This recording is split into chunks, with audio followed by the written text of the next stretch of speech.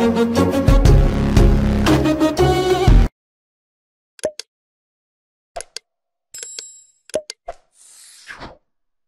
seorang gadis dengan rambutnya yang keren sudah hadir. Wow, Lola, apa kabar? Halo Bang Andi, kabar baik sekali. Nah, cerita pertama tentang rambutmu dulu dong. Kok keren banget rambutnya di musim pandemi COVID ini. Potong rambut, lebih baik potong rambut kan daripada potong gaji. Iya, iya, betul juga sih. Kalau aku udah lama potong rambutnya udah lama, jadi ya mudah-mudahan gajinya nggak dipotong aja. Jangan Jadi dong. jangan ya. Lola, apa kabar? Alhamdulillah baik, sehat. Sehat Tuhan, karena di saat-saat seperti ini yang paling penting adalah sehat. Itu dulu. Sehat dan bertahan ya. Sehat dan bertahan, menarik sekali. Nanti cerita ya bagaimana cara Lola bertahan dan bagaimana cara sehat. Karena banyak orang sehat aja mereka masih, jadi sehatnya gimana dong, harus ngapain dong, dan seterusnya. Jadi tentu Ya. pertama terima kasih Lola sudah mau bergabung di acara live Instagram Kick Andy live setiap malam minggu. Biasanya kita ngobrol dengan teman-teman dekat Kick Andy gitu ya. Ya. Om Kick, ya, Pak Kick, Om Kick, ya, Om Andi dan seterusnya. Ya. Nah, Lola, Ya. pertama tentu teman-teman ingin tahu apa aktivitasmu selama pandemi ini, karena ada yang bilang Lola sekarang udah nggak mau main film lagi, udah nggak bisa main film, dia lebih suka jualan nasi, jualan kue. Coba cerita dulu aktivitasmu selama pandemi ini. Oke. Aktivitas sebenarnya mungkin sama dengan yang lain. Kalau syuting sejak bulan Maret, sejak PSBB pertama, memang kita emang nggak boleh syuting kan, rame-rame gitu. Kalau syuting pasti kita mengumpulkan lebih dari 20 orang, dan itu sangat beresiko untuk virus menyebar dengan cepat. Jadi daripada waktu luangnya terbuang, saya punya hobi masak. Jadi saya kebanyakan di dapur gitu, ngoprek-ngoprek menu. Dan kebetulan saya juga punya restoran yang udah tutup gitu, ada dua di Cipete Raya dan di Galeri Salihara.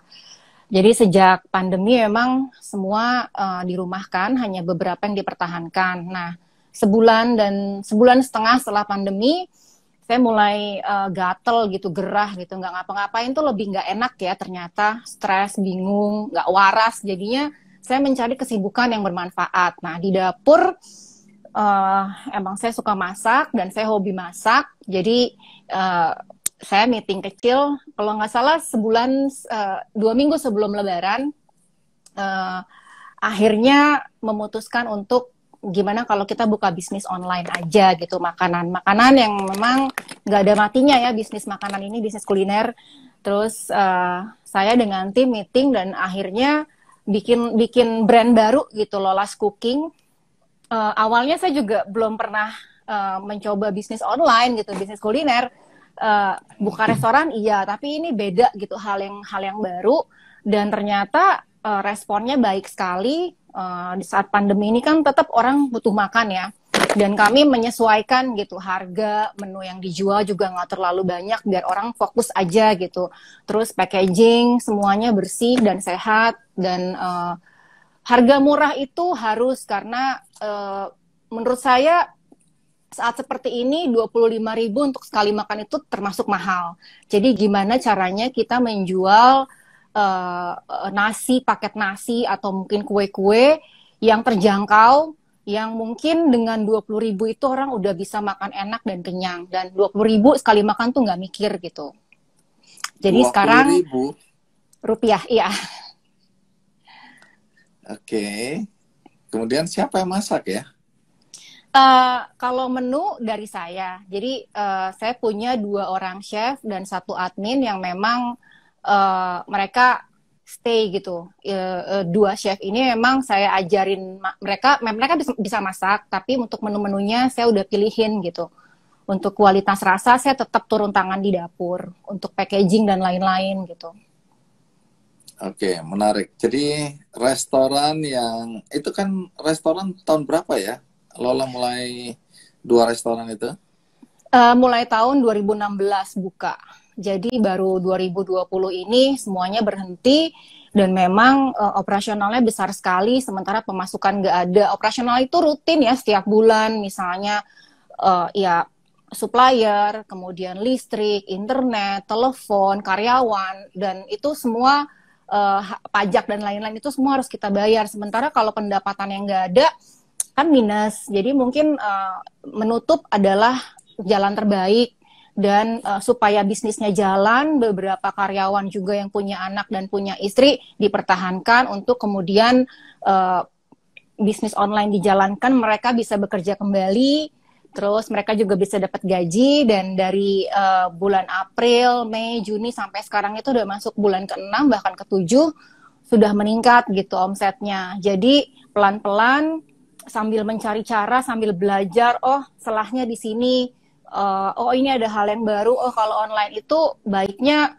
tampilannya dari gambar harus fotonya menarik, captionnya menarik, kemudian secara service dan kualitas rasa itu juga harus dijaga, kemudian hubungan dengan customer juga harus dijaga gitu. Iya, jadi hari Kamis lalu itu kan aku rekaman tentang orang-orang yang bangkit setelah kena PHK. Nah, ini menarik. Tapi nanti belum ditayangin ya. Minggu ini tentang mereka yang berjuang keluar dari maut ya, melawan maut nanti hari Minggu besok ini. Tapi minggu depannya itu aku ngundang 3 perempuan ya, ada yang dari Surabaya, dari Batu Malang ya, suami istri juga. Mereka yang waktu itu di PHK, ini cerita bagaimana bangkit setelah kena PHK ya. Kan banyak sekali sekarang ada teman-teman kita, ya ada orang-orang yang mungkin tidak kita kenal, tapi mereka kena PHK. Lah, banyak yang stres, merasa patah semangat, ya, merasa panik, frustasi, depresi, pokoknya gitulah keadaannya. Nah, sementara situasi sampai hari ini kan kita tahu belum menentu, ya, karena kita lihat jumlah mereka yang terpapar COVID bertambah, kemudian jumlah orang di PHK masih berlangsung sampai hari ini. Nah, bangkit dari kondisi yang sulit, itu akan ditayangkan di GKND. Nah, kalau Lola sendiri pada hari-hari awal ketika harus menghadapi pandemi COVID, dan kemudian bisnisnya terdampak, apa yang Lola lakukan untuk bisa bertahan? Yang pertama tentunya menekan pengeluaran yang tidak penting. Jadi kalau saya kan punya kantor, saya punya restoran, punya karyawan, ada banyak yang harus dibayar setiap bulan yang nggak mungkin lepas tangan begitu aja gitu. Melihat kemungkinan 2 minggu, 3 minggu, 1 bulan ini masih belum ada angin yang baik gitu, dan pemerintah juga sepertinya lambat dan tidak bisa diandalkan, jadi mungkin harus berusaha sendiri gitu. Maksudnya saya nggak sendirian, tentu banyak yang juga bisnisnya terdampak atau mungkin lebih parah keadaannya, tapi kan kita nggak boleh menyerah gitu. Artinya alhamdulillah saya masih sehat, masih diberi jalan untuk berpikir yang positif, masih bisa membantu sesama gitu. Artinya jangan down dan menularkan semangat itu ke teman-teman di sekitar gitu, untuk gimana caranya kita pelan-pelan, untung tipis-tipis tapi kita bisa tetap bertahan. Misalnya gini, kita punya cash 3 bulan ke depan, 3 bulan ini kita manfaatkan untuk memutar dana supaya 3 bulan ke depannya kita bisa saving dan kita bisa bertahan. Dan sampai vaksin belum ditemukan, itu kita nggak pernah tahu ini sampai kapan selesainya. Dan sekarang itu sehat dan bertahan adalah kunci gitu. Ya bisnis untung tipis-tipis itu lumayan gitu, karena menurut saya nggak ada lagi yang bisa dilakukan selain ya menyemangati diri sendiri. Dan untungnya tipikal orang Indonesia itu kan sukanya gotong royong gitu, maksudnya teman susah dibantu gitu, nggak hidup yang sendiri-sendiri. Dan dari situ kita guyup gitu, maksudnya kalau susah ya sama-sama gitu, nggak bisa susah sendiri. pada akhirnya menjaga kewarasan itu juga penting. Menjaga kewarasan bisa dengan, kalau saya misalnya saya main sepeda atau ya masak di dapur, itu juga healing gitu. Artinya ketika kita masak kemudian menyajikan makanan membuat orang senang, itu juga bisa menjadi hati menjadi senang kembali gitu. Sesimpel itu sih. Oke, itu yang Lola lakukan. Tapi kalau dari cerita teman-teman yang Lola tahu, separah apa sih kondisi teman-teman yang bekerja di industri perfilman, di industri kreatif, ya, musik mungkin? Ya, karena paling terdampak tapi tidak terlihat. Misalnya gini, mereka semua freelance, mereka semua tidak digaji secara bulanan seperti pegawai atau karyawan lain. Dan mereka bekerja pasti dalam keadaan yang banyak orang, misalnya konser musik banyak orang. Akhirnya mereka nggak bisa, para musisi nggak bisa konser. Kemudian sama bintang film, pekerja film juga gitu. Dan kita harus menunggu, sekalipun kita harus syuting, biaya protokol kesehatannya mahal sekali karena kita harus tes swab beberapa kali, kemudian alat-alat kesehatan yang digunakan untuk syuting sekian orang, yang biasanya mobil itu bisa 6 orang, ini harus maksimal 4 orang, akan lebih banyak gitu biaya yang dikeluarkan. Dan sementara untuk yang syuting juga masih belum banyak, dan mereka sangat terdampak karena mereka dapat pekerjaan dan uangnya itu tidak bulanan gitu. Dan dalam hal ini banyak sekali Bang Andi. Maksudnya kalau saya punya kantor ya, saya menyelamatkan karyawan-karyawan saya yang memang mereka bekerja di kantor gitu. Semaksimal mungkin saya tidak memotong gaji mereka. Jadi memang kita jelaskan kondisinya gitu.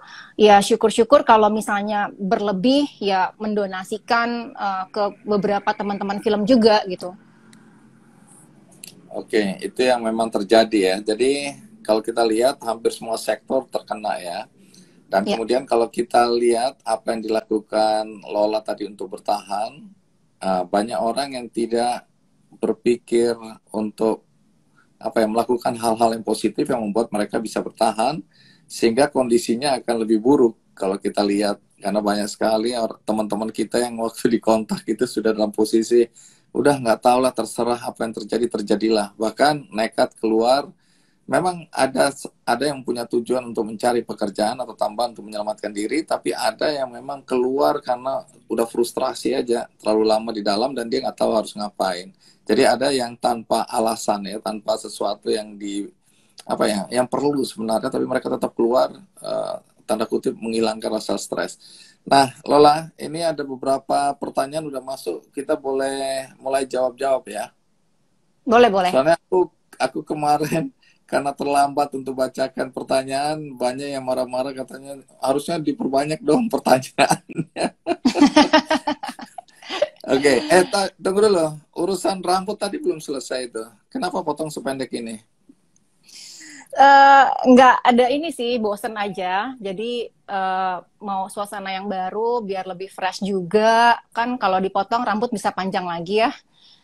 Mungkin dengan lebih fresh, lebih pendek, lebih mikirnya enteng juga kali ya. Berharapnya sih semua yang positif. Oke, jadi nggak ada alasan khusus ya? Nggak ada. Oke. Nah, ini agak keluar dari pembicaraan kita, nggak apa-apa ya. Berkaitan dengan pertanyaan Jafir Humaini 87. Sudah 20 tahun, masih ingat nggak judul film pertama kali yang dibintangi oleh Lola dan perannya sebagai apa waktu itu? Masih ingat nggak film pertama? Masih sih, film pertama saya waktu itu judulnya Cabau kan, jadi Tinung, dan itu tahun 2000. 20 tahun, 23 tahun yang lalu. Wow, berperan sebagai apa waktu itu? Sebagai Tinung. Role-nya itu, karakter Tinung itu. Karakter Tinung itu masih dia seorang cabo. Cabo itu perempuan artinya. Jadi dari novelnya Remi Silado, dan saya harus berperan di situ dari umur 15 tahun, 25 sampai 35 tahun, di mana Tinung harus melalui kehidupan yang sangat sulit di zaman itu. Harus dinikahkan muda, kemudian mencari uang dengan cara menari cokek. dan akhirnya menjadi simpanan Tan Peng Liang, waktu itu diperankan Ferry Salim. Ferry Salim ya. Iya. Dan end up-nya ya meninggal. Oke, ini ada El Puela yang katanya ingat juga Tinung ya. Ya. Jadi begitu kuat ingatan Lola terhadap peran-peran yang pernah dimainkan. Atau kebetulan Cabokan ini film yang berkesan sehingga Lola ingat peran ini. Atau hampir semua film yang Lola pernah perani itu Lola ingat. Bang, saya main film nggak banyak, jadi pasti ingat gitu. Jadi semua peran yang saya mainkan itu sangat dalam dan risetnya panjang. Jadi karena sedikit dan didalami sekali, saya hafal semua peran yang sudah saya perankan di beberapa film yang saya mainkan. Oke, waktu di Kick Andy kalau nggak salah film 5 ya? Ya, terakhir saya datang ke studio untuk promosi film 5 tentang Pancasila. Nah, coba cerita dikit karena film semacam ini sangat aku sukai ya. Sehingga waktu itu kan ngundang Lola untuk coba bercerita tentang film 5. Nah, coba jelasin sedikit supaya teman-teman yang nggak pernah nonton film 5 bisa ngerti kenapa film itu begitu pentingnya buat Kick Andy lah. Sehingga diundang untuk disampaikan ke penonton. Oke, film 5 itu dibuat karena itu 2018, kondisi di Indonesia saat itu juga mau pemilu dan panas gitu kan. Begitu juga banyak terdengar kabar radikalisme dan lain-lain gitu. Nah, kita punya dasar negara yang sangat kuat gitu, dibangun oleh founding father kita bukan tanpa alasan, dan kita semua belajar gitu tentang kelima sila masing-masing artinya dalam Pancasila. Dan ketika mendapatkan pekerjaan ini senang sekali karena wow, Pancasila itu kan pasti berbeda-beda setiap orang ya pemikirannya gitu. Dan siapa sih kita disuruh bikin film tentang Pancasila, apa sih gitu. Dan memang kami waktu itu masih di bawah 40 tahun semua gitu. Memang dari anak-anak muda yang fresh dengan 5 sutradara, dan akhirnya toleransi, keberagaman, persatuan, keadilan, itu semua dirangkum dalam satu film. Kita melihat dengan gambar, bukan ceramah, bukan verbal, dan cukup ada ada rame-rame juga di lembaga sensor waktu itu. Dan pada akhirnya diluncurkan 2018 pas Hari Pancasila, dan lumayan, maksudnya responnya lumayan, dan 2018 sampai awal 2020 film tersebut sudah ke 20 negara. 20 negara kira-kira untuk roadshow gitu, 20 kota, 12 negara, 20 kota di dunia. Oke, keren ya, bercerita tentang Pancasila, interpretasi Pancasila oleh anak-anak muda, kira-kira begitu ya, karena ini kan bagaimana perspektif anak muda melihat Pancasila kita. Nah, betul. Ini ada pertanyaan dari Fahmi Nurul. Apa yang membuat Mbak Lola pantang menyerah? Kan tadi kita bercerita tentang bagaimana di tengah situasi pandemi, 2 restoran harus tutup, industri film juga ya berantakan lah, ya. Nah, apa yang membuat Lola pantang menyerah? Kalau saya mikirnya bukan cuma saya sendiri ya, ada banyak orang yang harus bukan sok jadi pahlawan, tapi ada banyak orang yang harus saya selamatkan gitu, yang mereka juga udah lama bekerja untuk kami gitu, misalnya di production house-nya atau di restoran gitu. Artinya saya nggak boleh buang badan gitu, nggak boleh cari selamat sendiri gitu, dan mereka sudah bersama-sama, kita juga sama-sama nih gitu, susahnya sama-sama. Maka kalau ada kondisi kayak gini, kami meeting, kemudian apa yang terbaik untuk bertahan, kami terus komunikasi gitu, bahwa kita nggak sendirian, kita nggak cuman kita aja yang seperti ini. Dan memberi mereka semangat juga untuk tetap bertahan, dan alhamdulillah mereka semua sehat. Jadi dari mereka juga, dari mereka ke saya ke mereka gitu, saling memberi support, saling memberi semangat, saling menjaga kesehatan gitu, saling bertukar info, keadaannya, kondisinya seperti apa, dan itu sih. Dan positive thinking karena nggak ada lagi yang bisa dilakukan. Oke. Nah ini ada sebenarnya Yopi Papilaya, ini nggak tahu, biasanya dari Ambon ini bilang suaranya agak putus-putus, tapi mudah-mudahan sebentar lagi suaranya jadi lebih jernih ya. Yopi Papilaya Ya. tadi bilang. Dan ada beberapa teman juga yang bilang kok suaranya putus-putus. Iya teman-teman, mudah-mudahan. Saya saat ini berada di Puerto Rico lagi. Lola tahu Puerto Rico di mana? Puerto Rico di Amerika Latin. Salah. Di Banyumas. Itu dibaca Purwokerto. Oh, oke. Oke, oke. Ya itu Purwokerto bacanya itu ya. Oke, aku Oke. kebetulan lagi di kota kecil ini, mungkin aku yang sinyalnya kurang bagus, minta maaf teman-teman. Nah, ini kemudian ada pertanyaan, ini menegaskan kembali sebenarnya. Mudah-mudahan teman-teman yang baru bergabung juga bisa mendapat pemahaman. Ini pertanyaan dari Usman Lutfi. Kenapa memilih bisnis makanan di masa pandemi ini? Sedikit aja cerita diulang karena ada teman yang ada mereka yang baru gabung mungkin nggak tahu kenapa sih Lola. Ini bercerita tentang waktu Lola bikin restoran itu. Kenapa memilih itu? Yang lain kan memilih macam-macam. Dan nanti berkaitan dengan pertanyaan berikutnya soal kenapa nggak pakai nama Lola Amaria kan supaya cepat laku gitu. Kenapa pakai nama lain? Gitu loh.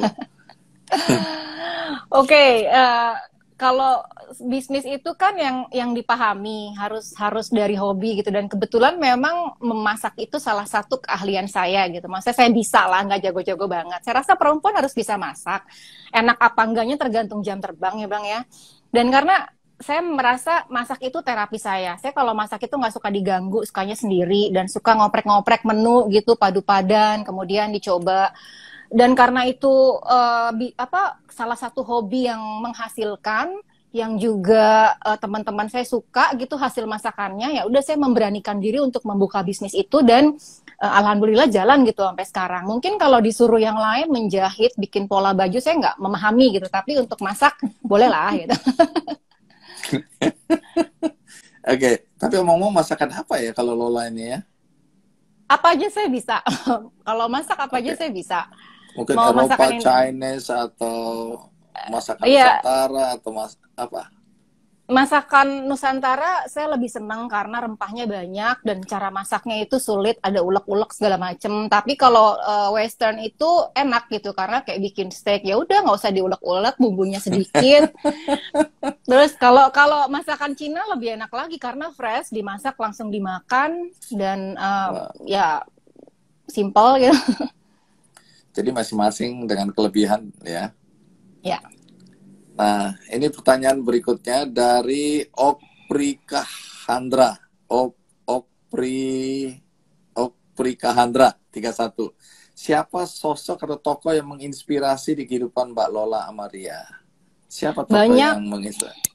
Yang paling terkesan misalnya apakah itu dia memang di industrinya atau industri film atau tokoh nasional atau tokoh internasional? Yang pertama sih tokohnya ibu saya ya, karena beliau membesarkan anak-anak, kemudian perempuan yang kuat gitu. Yang setelah ibu saya juga ada banyak sih tokoh-tokoh perfilman perempuan yang mereka keren-keren gitu. Dan saya juga banyak belajar secara tidak langsung ya dari mereka. Ya ada Mbak Mira, ada Mbak Shanti, ada Teteh Nia Dinata. Mereka juga perempuan-perempuan yang kuat gitu, yang bisa dijadikan panutan, dan banyak lagi yang lain. Oke. Nah, ini ada pertanyaan berikutnya dari, ini menarik juga karena aku pernah ngangkat atau mengundang ya produser film ini berkaitan dengan film tentang makanan ya. Ini ada pertanyaan berikutnya dari, sebentar ya. Ini terlalu banyak nih. Oke, dari Ida Royanti ya. Kalau udah nggak pandemi, Mbak Lola Amaria tertarik nggak bikin film tentang dunia chef? Misalkan biografi chef Renata Muluk. Pasti laris katanya gitu. Nah, aku ingat kan aku pernah ngundang film Tabula Rasa ya. Ya, Tabula Rasa, iya.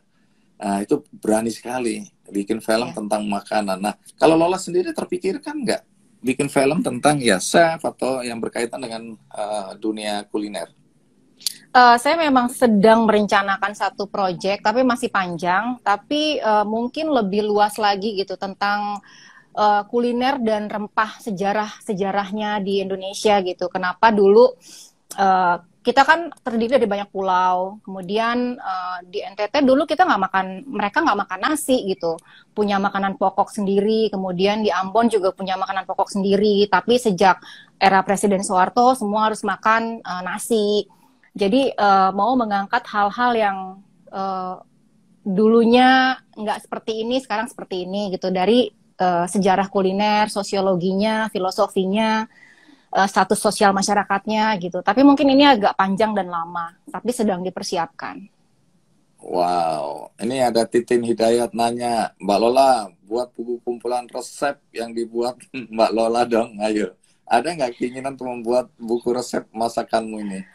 Enggak, Mbak Titin, sekarang sih udah download aplikasi semua ya. Kalau untuk masakan di Google juga udah banyak. Kalau kita mau resep apapun gitu, Cookpad dan lain-lain gitu. Dan saya nggak begitu tertarik karena kalau buku resep orang udah nggak baca buku lagi sekarang. Semua udah digital ya. Jadi paling nanti Ya sistemnya udah buku bikin digital aplikasi lah. gitu. Iya iya, kedepannya udah semua tinggal pencet, tinggal sentuh gitu ada gitu. Dan saya sih sebenarnya nggak berkeinginan ke sana karena resep itu semua pada dasarnya sama, hanya modifikasi aja. Jadi kalau misalnya nasi goreng, ya apa sih cuma nasi yang digoreng, bumbunya aja yang beda dimodif, pakai kecap, nggak pakai kecap, pakai ayam atau pakai daging sapi, pakai sayuran, pakai kecap asin misalnya. Jadi emang uh, modifikasi variasinya yang berbeda. Dan itu kan pinter-pinter si chefnya atau si kokinya yang memodif itu. Tapi Lola sendiri belajar masak dari mana ya? Nah itu saya juga nggak tahu ya Bang.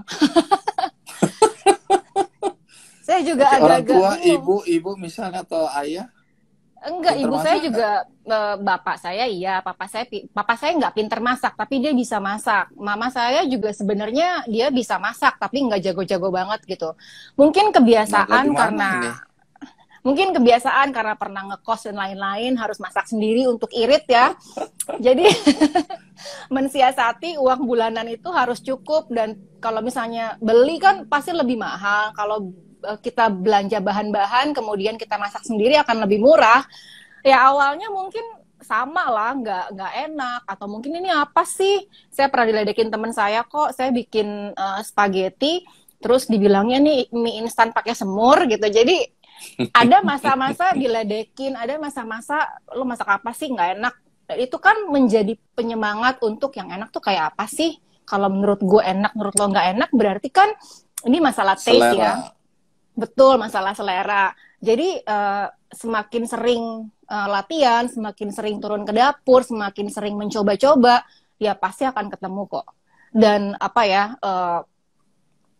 selera itu berbeda-beda dan semakin sering kita makan makanan yang enak, pasti lidah kita akan juga merasa oh ini enak, ini nggak enak, akan Oke. teruji. Terlatih ya, terlatih. Ya, Teruji, terlatih. terlatih ya. Betul. Oke, tadi ada Real Tanjung, ini Yopi Papilaya nih ya. Oke, Real Tanjung tadi bilang biasanya dia kalau nggak ada pandemi gini juga ada di Puerto Rico ya.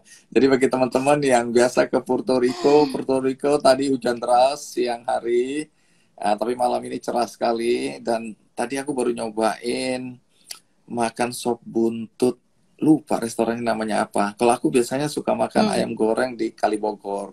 Nah, itu ayam goreng favoritku. Pokoknya banyak makanan enak di sini. Aku udah keliling-keliling. Nah, hari ini mau ngobrol dulu sama Lola. Jangan ditanyain tentang Puerto Rico ya. Ini kita topiknya adalah Lola. Nah, Lola, ini Ya, kan ini ada pertanyaan dari Liana Supardi.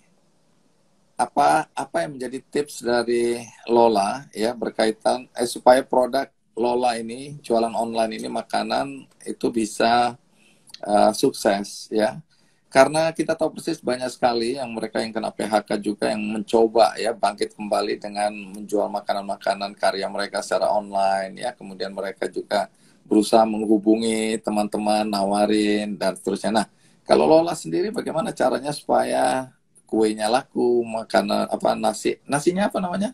Nasi Nasi apa? cimit, nasi cimit. Oh, itu apa itu nasi cimit itu? Kalau Jogja punya nasi kucing, terus Bali punya Oh, nasi oke. jinggo gitu. Porsinya nggak kecil banget sih. Nah, cimit itu kayak kecil gitu. Terus saya juga kalau sama teman-teman tuh suka ada istilah cimit-cimit dong, kayak ngambil sedikit-sedikit gitu. Cimit-cimit dong gitu. Jadi saya bikin nama nasi cimit biar apa Nasi ya? cimit. Kalau nasi bungkus, nasi kotak, nasi paket itu kayaknya kurang menarik gitu. Jadi kalau nasi cimit kan bikin penasaran apa sih nasi cimit? Jadi Oke, jadi itu salah uh, satu gimmick untuk supaya orang penasaran gitu ya. iya sama seperti kita dengar nasi kucing. Apa sih nasi kucing? Jadi akhirnya kepingin tahu. Gitu. Kayak Bang Adi Oke, tanya apa sih nasi cimit? Berarti kan iya makanya ada apa itu cimit?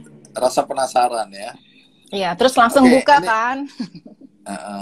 nah Liana ini masih bertanya juga. Soalnya kan Lola sendiri sebelumnya kan nggak tanda kutip ya, nggak pernah punya pengalaman di bisnis makanan ini. Nah, kemudian tadi ya kenapa nggak pakai nama Lola Amaria misalnya? Nasi Hmm. Cimit Lola Amaria kan nama Lola itu kan menjual banget gitu lah. Kenapa nggak dijual sekalian? Nggak usah, jadi saya di belakang aja. Kan ada brandnya Lola's Cooking gitu, nggak usah pakai Lola Amaria, Lola's Cooking aja. Jadi emang Oke. Lola yang memasak gitu. Dan nasi cimit itu ada beberapa varian. Kalau yang nggak suka ayam bisa pesen paru ketumbar atau misalnya ada cumi hitam, ada juga kulit ayam. Jadi nasinya nasi jeruk sudah berbumbu. Kemudian ada beberapa lauk yang sudah dipaket dengan rapi dan sehat. Jadi tinggal kirim dan makan. Untuk menjaga supaya bisnisnya bertahan, yang pertama jualan online itu kita kan online nih, jadi pasti foto harus bagus dan menarik, caption juga, harga harga jual juga. Yang kedua merespon dengan cepat. Admin ini kalau ada nomor, misalnya ada pemesan customer ya harus direspon dengan cepat. Misalnya pesannya apa, kemudian langsung dibalas. Kalau saya kan PO-nya H-1, jadi walaupun cuma satu pembeli, pesan satu tetap dilayani. Jadi kita belanja sesuai dengan pesanan, tidak waste gitu stok barangnya, stok bahan-bahan bakunya.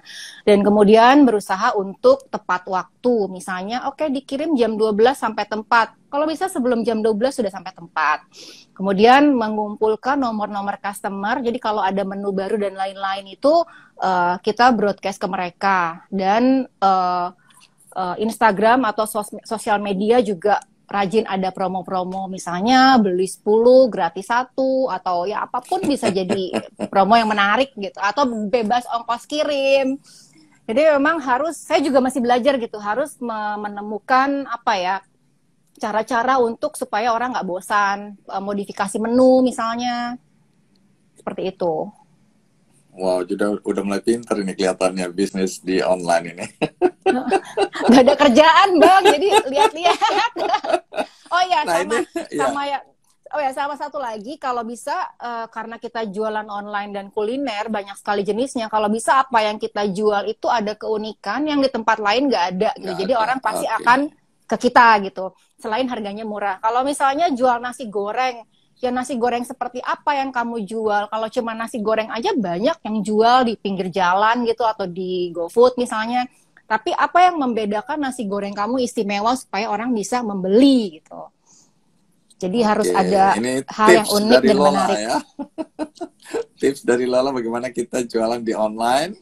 Ya memang harus ada diferensiasi lah. Kalau tidak nanti orang bilang nasi goreng beli di depan aja, ngapain sibuk-sibuk beli nasi goreng yang ditawarkan di online itu ya. Selain ada Ya, kerepotan betul. tambahan dan mungkin dianggap biasa-biasa aja nasi goreng. Tapi kalau ada keunikan kayak nasi cimit tadi, maka mungkin orang paling tidak pengen tahu dulu lah ya.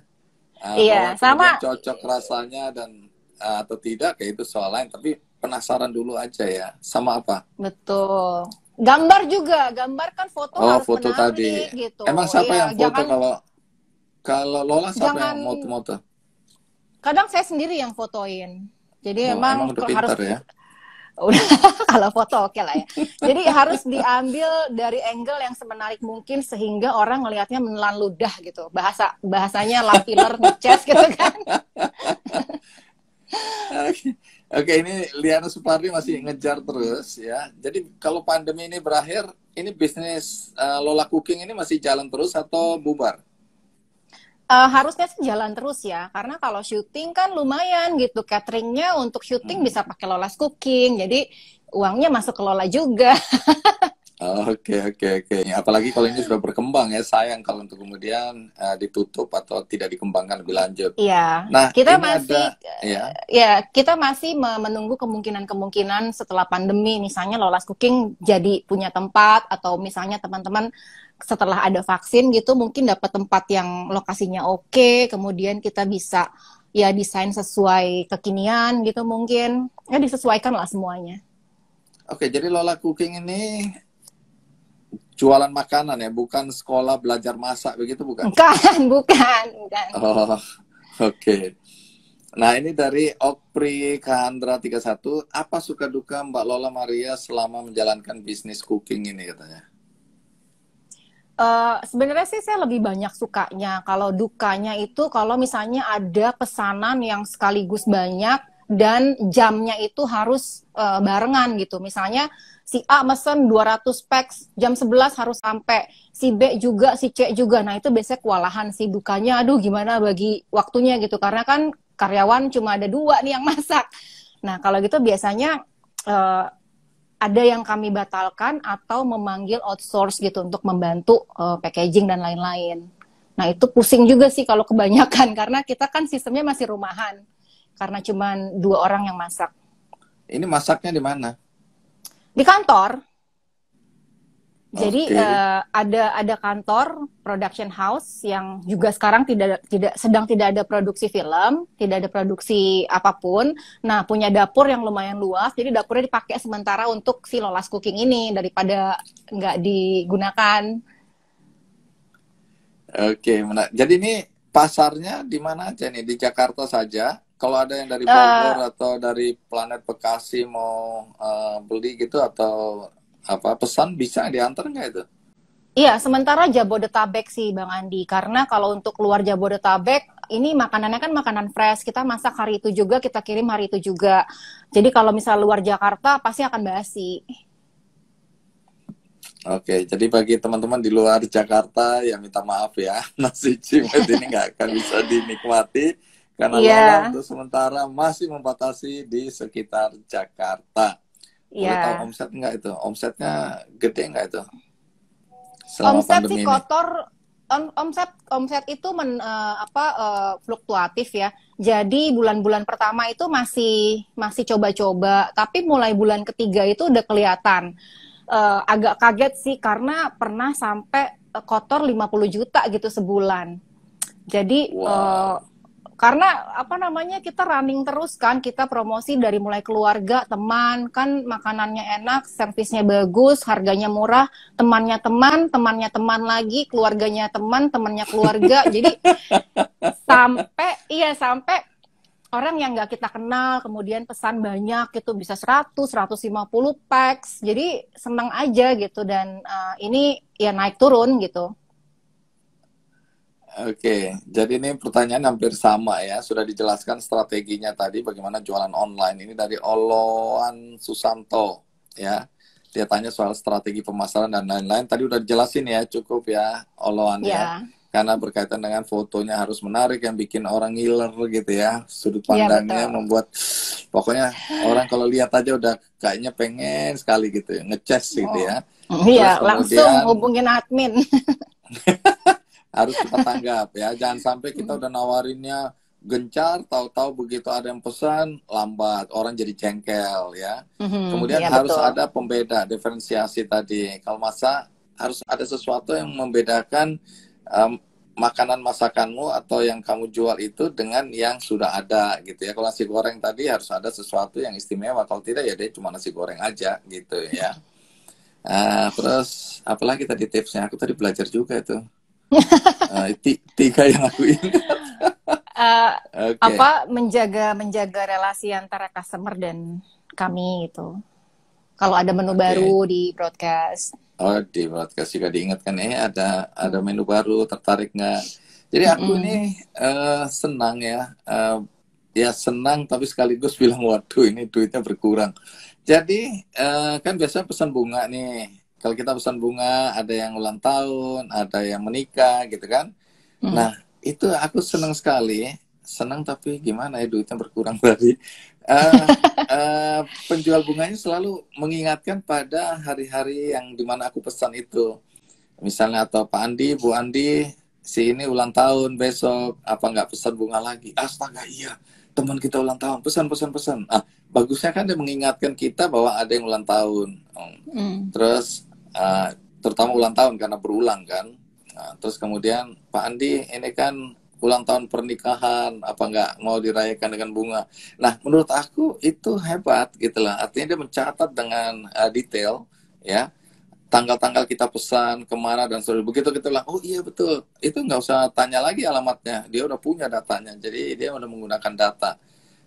Di satu sisi aku senang diingatkan kan, kadang-kadang kita lupa Mm. juga, tapi di lain Ya. sisi uangnya berkurang tadi. Aku bilang, aduh iya. Tapi senang sih, lebih senang kok. Nah, terus kemudian ini hitung-hitungan finansialnya. Kalau ini dari Tesla ya Mm. 900 perhitungan finansial untuk online cooking apakah perlu jelimet Mbak? Ini kamu hitung-hitungan bisnis di dalam online ini susah atau sulit atau jelimet atau gimana?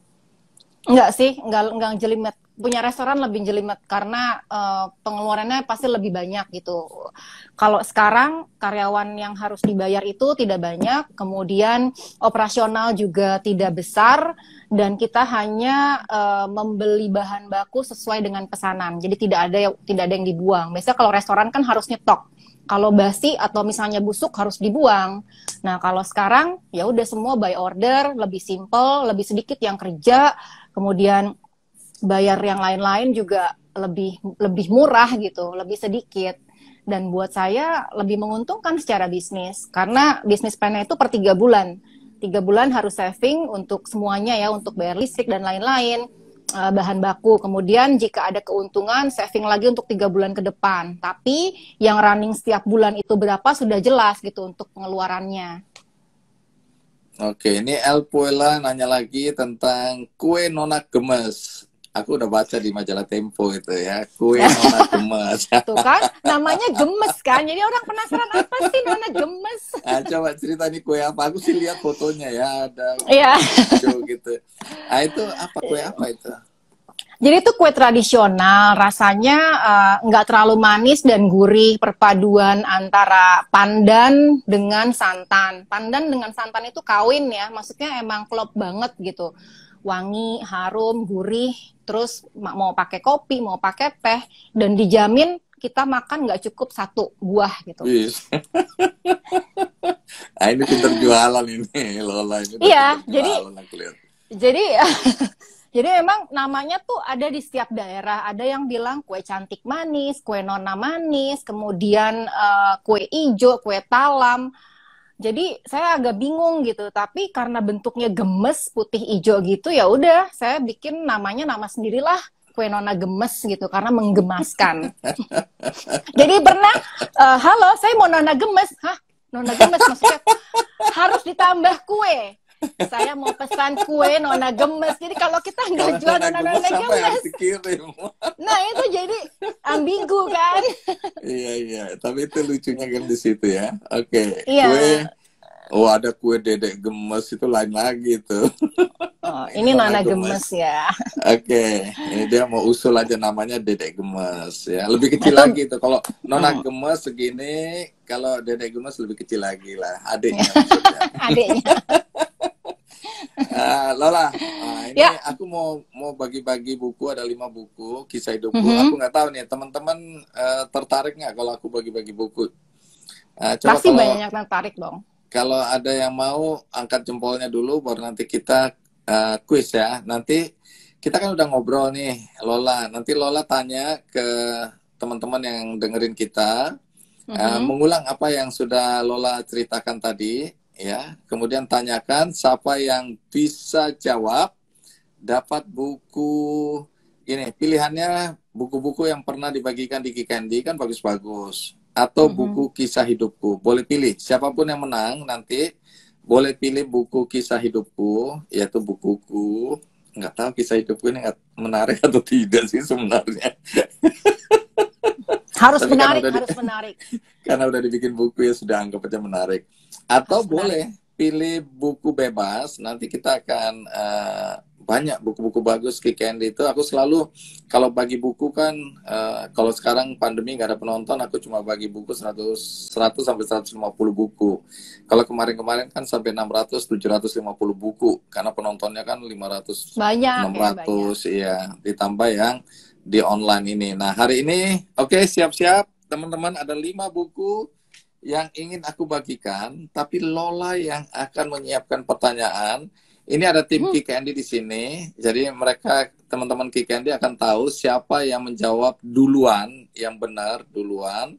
Nanti kemudian kita akan DM, ya, kita akan minta alamatnya. Nanti dari alamat itu kita kirim. Pasti akan sampai di depan rumah. Krek, daripada keluar takut-takut keluar, bisa baca-baca buku. Buku apa aja nanti yang buku bebas bisa, buku kisah hidupku bebas. Sudah siap? Siap. Semua, jangan susah-susah lah. Yang mau nanya Lola kok jangan susah-susah ya Om Andi. Sebenarnya nggak susah. Siap. Kalau dari tadi Ngikutin, mendengarkan, mengikuti pasti tahu jawabannya. Oke, silakan Lola. Pertanyaan pertama. Di mana lokasi Bang Andi sekarang? Sebutkan nama aslinya dan nama palsunya gitu ya. Iya. Nama palsu. Nama asli di mana dan plesetannya di mana?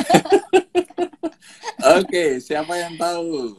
Iya, masih salah. Masih salah. Masih salah. Saya yang di Jakarta dan di rumah. Wah, tuh. Iya. Sudah ada? Iya. Udah ada tadi siapa tuh Bang? Tahu ya, Real Tanjung kelihatannya ya. Ya. Aku lihatnya itu, tapi nanti teman-teman Kikendi yang akan lebih tahu. Iya, baik teman-teman. Di Puerto Rico. Puerto Rico, Amerika Latin. Oke, betul ya, di Purwokerto. Ada yang tanya, Om Andi tiap malam minggu ya di Puerto Rico ya? Tidak, sesekali aja, karena aku lagi bantu-bantu, ada desa yang aku bantu-bantu ya. Jadi mudah-mudahan kalau nanti berkembang desanya di bidang peternakan, nanti ada perkebunan durian, terus kemudian ada koperasi pesantren, kemudian ada gula semut, brown sugar, mudah-mudahan ya. Ini udah ketemu teman-teman banyak, sekarang aku banyak temannya, apalagi sudah mau ada rencana bantu-bantu revitalisasi kota tua Banyumas. Oh, ada lagi itu, dan seterusnya. Oke, kita kembali ke pertanyaan kedua oleh Lola Amaria. Silakan Lola. Oke, apa nama brand bisnis online saya? Teng. Brand online ya, bisnis online-nya ya, brandnya apa ya? Brandnya apa? Aku boleh jawab nggak ya? Jangan. Ini urusan mendoan ini masih. Oke, belum. Masih ini ada satu nih. Oke, itu benar ya? Benar. Iya. Oke, ada yang jawab. Tunggu dulu, ada yang Lola's Cooking, ada yang Nona Gemes, kue Nona Gemes. Lola's Cooking yang benar. Oh, Lola's Cooking. Oke. Ya, brandnya kan, gitu brandnya. Brandnya, ya, bukan nama kuenya ya, nama produknya, tapi brandnya. Oke, nanti kita bisa ketahuan siapa yang paling dulu menjawab Lola's Cooking. Lola Cooking atau Lola's Cooking ya? Lola's Cooking, pakai S. Lola's Cooking, pakai S, oke. Ya. Pertanyaan ketiga. Nah, ini pertanyaan ketiga. Apa nama nasi spesialis dari Lola's Cooking? Aku tahu. Aku tahu.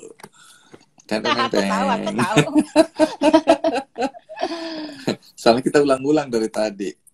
Iya, diulang-ulang. Ayo, siapa bisa jawab? Di layarku mandek. Oke, nasi goreng. Iya. Oke, yang kedua benar ya. Baik, siapa yang awal dulu dia yang menang. Berarti sudah 4 ini ya. sudah 4 Empat ya? 3 Empat. atau Tiga, 4 tiga, ya? tiga. Satu, Ini yang tunggu, keempat pertanyaannya sekarang. Puerto Rico, 2 Lolas soal Cooking. Lolas Cooking, 3 Tiga, nama nasi cimit. nasinya. Oh iya, masih ada 2 Nasi buku cimit. yang nasi jeruk ini dari mana? Ini orang yang tadi tidur ini nasi jeruk. Nasi jeruk itu enak loh. Aku pernah makan nasi jeruk. Lola harus bikin itu. Enak banget ya, enak Bang, banget. nasi cimit aku tuh nasinya nasi jeruk loh. Oh, sorry, aku belum pernah ngincipin. Jadi oke. Nanti Oh, itu aku nasi kirimin jeruk. ya. Nanti Thank aku you. kirimin. Aku beli aja lah supaya kelihatannya keren gitu loh. Ya, aku Barter, pesan. barter. Enggak, aku pesan ketika tim Kikendi lagi rapat. Nah, itu biasanya hari Jumat kan aku ada di sini. Hari Kamis saja waktu tapping, itu kami datang Oke. gitu. Tapping di Metro. Nanti aku pesan ya. Nanti lewat ini Siap, tim siap. Kikendi denger ini. Dia senang sekali tim Kikendi pasti yes gitu. Karena rapatnya kebetulan siang, jadi kita makan siang. Oke. Makan siang, oke. Ya, oke. Salam buat Bobby dan seterusnya yang itu ya. Pertanyaan tadi berarti tinggal 2 ya, 2 pertanyaan. Keempat ya, pertanyaan keempat. Iya, pertanyaan keempat. Pertanyaan keempat, apa tema acara malam ini? Nah lo. Kalau baca ininya, posternya gampang sekali. Nah, ini kalau Oni Nanyu ini tim Kikendi, dia langsung bilang, siap bang. Artinya siap, nanti dihubungin untuk pesan nasi cimit. Iya. Jangan untuk tim Kikendi aja, untuk teman-teman yang lain semua, teman-teman teknik ya, pesan yang banyak. Nasi cimit paru ketumbar, nasi cimit cumi hitam, nasi cimit ayam kecombrang, nasi cimit kulit ayam, ada nasi biru bunga telang juga. Wow, banyak banget. Oke, ada yang sudah benar ya. Ada yang udah benar ya? Oke. Sudah, ya. Supaya nggak penasaran, judul acara ini adalah Pantang Menyerah. Pantang Menyerah. Jadi Lola kan tadi cerita situasi dan kondisinya di industri film ya, di teman-teman juga di industri musik, semua kan bermasalah ya. Bahkan 2 restoran Lola tutup saat ini, tapi dia nggak menyerah. Dia coba bangkit dengan jualan online dan ternyata jalan gitu loh. Menariknya di situ ya. Oke, Tetap semangat, pantang menyerah. Terakhir silakan pertanyaan kelima. Pertanyaan kelima, apa nama kue spesialis dari Lolas Cooking yang warnanya hijau? Berarti yang tadi udah menang deh. Aku tadi kan udah jawab begitu. Sekarang pertanyaannya sekarang. Kalau tadi itu tuh udah 1. Iya, dapat ya. Devin atau siapa tadi? Oke. Iya. Akhirnya terjawab sudah 5. Jadi teman-teman, siapapun yang menang tadi nanti akan di DM oleh tim Kikendi yang namanya tadi Oninanyu tadi.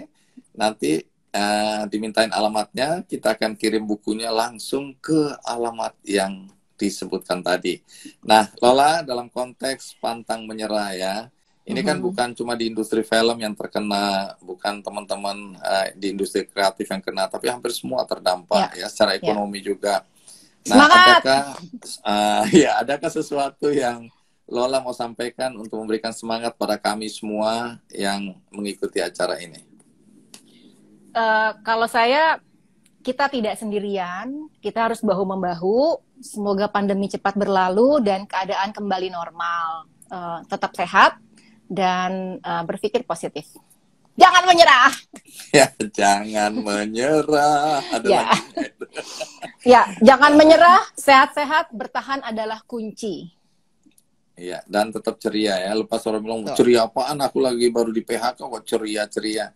Lah, daripada menangis, meratap, menghujat ya, itu membuat imunitas kita juga menurun ya. Jadi lebih baik bagaimana kita mencoba melihat, oke, aku di PHK, masa iya sih aku nggak punya bakat yang mungkin aku bisa kembangkan?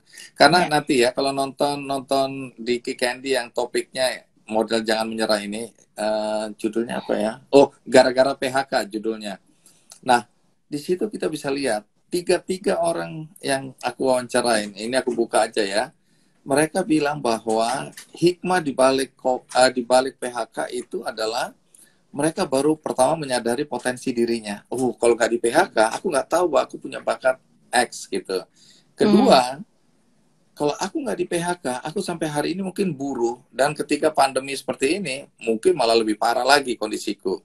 Tapi dengan di PHK, dia memulai usahanya, dan kemudian usahanya sukses. Jadi sekarang dia menjadi pemilik dari perusahaan itu, dan kemudian usahanya berhasil. Berkembang. Gitu ya. Jadi jangan menyerah. Oke, Lola, terima kasih untuk waktunya ya. Sama-sama Bang Andi. Sudah diganggu, sehat selalu, tetap semangat ya, dan memberikan inspirasi bagi banyak orang. Amin. Selamat malam minggu. Selamat malam minggu, teman-teman semua juga. Terima kasih untuk ikut acara ini. Jangan menyerah, tetap semangat. Sampai jumpa. Sampai jumpa. Bye-bye. Soalnya